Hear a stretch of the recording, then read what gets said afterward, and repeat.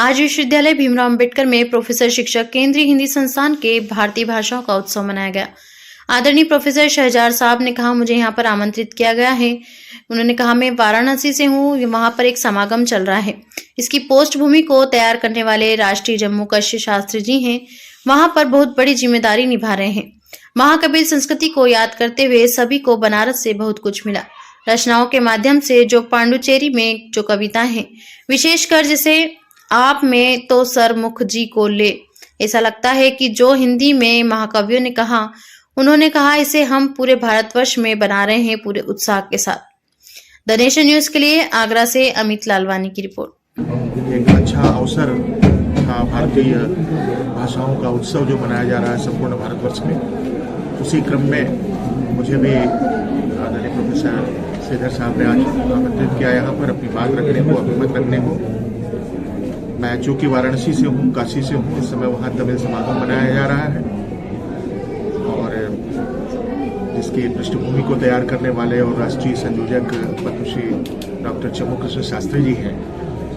तो वो एक बहुत ही बड़ी जिम्मेदारी वहाँ निर्वहन कर रहे हैं। तमिल संस्कृति को, तमिल महाकवि को याद करते हुए जितने भी काशी में, चूंकि वो ज्ञान परंपरा को समृद्ध करने वाली धरती रही है और सुब्रमण्य स्वामी को बनारस से बहुत कुछ मिला और रचनाओं के माध्यम से जो पांडिचेरी में जो उनका प्रवास 10 वर्ष था, उन्होंने पांडिचेरी में रह करके जितनी भी राष्ट्रीय भावनाओं से ओतप्रोत कविताएं, कहानियां, जो भी उनके और रचनाएं हैं जो हमारे सामने आते हैं, विशेष करके जो कविताएं हैं, जैसे आप भारतेंदु हरिश्चंद्र जी को ले लें और मैत्री शरण गुप्त जी को ले लें, तो इस तरीके से ऐसा लगता है जयशंकर प्रसाद जी की रचनाओं के परिप्रेक्ष्य में यदि उनको समानांतर तुलना करें तो ऐसा लगता है कि वो तमिल में वो लगभग वही बात कह रहे हैं जो यहाँ पर हमारे हिंदी के कवियों ने, महाकवियों ने कहा है। तो इसके मूल में जो स्वतंत्रता संग्राम सेनानियों की तरह उत्प्रेरित करने का काम, जो उत्प्रेरक के रूप में उनकी रचनाएं हमारे सम्मुख रही, वो बहुत ही प्रेरणादायी है।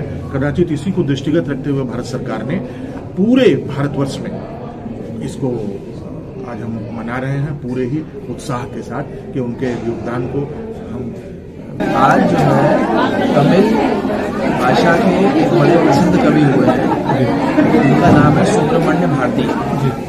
आज उनकी जयंती है। आज ही के दिन उनका जन्म हुआ था 12 दिसंबर को 1981 में।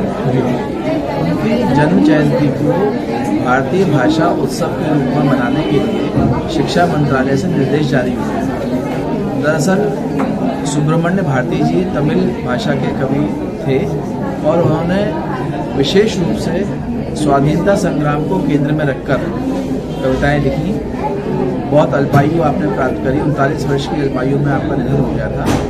और आप लोग जानते हैं कि हमारा देश विविधताओं में एकता का देश है, अनेकता में एकता का देश है।